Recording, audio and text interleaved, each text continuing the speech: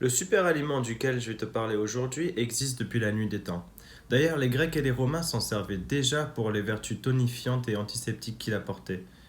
Pasteur, lui, au XIXe siècle, l'a comparé à un antibiotique naturel. Et la légende veut que cela fasse fuir les vampires. Tu l'as bien compris, l'aliment d'aujourd'hui, c'est...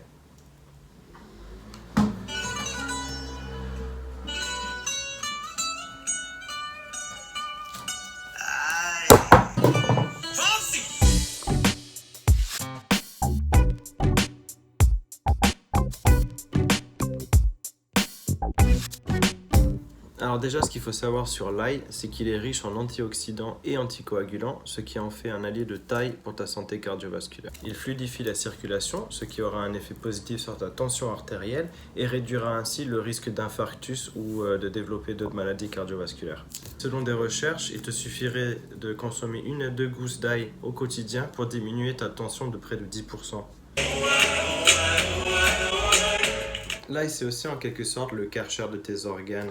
En fait, il est capable de détruire plusieurs petites cellules cancéreuses et préviendrait notamment contre le cancer du côlon, le cancer de l'estomac, le cancer du poumon ou encore le cancer du larynx. C'est aussi un des protagonistes dans les astuces de mamie pour soigner le rhume ou les maux de gorge.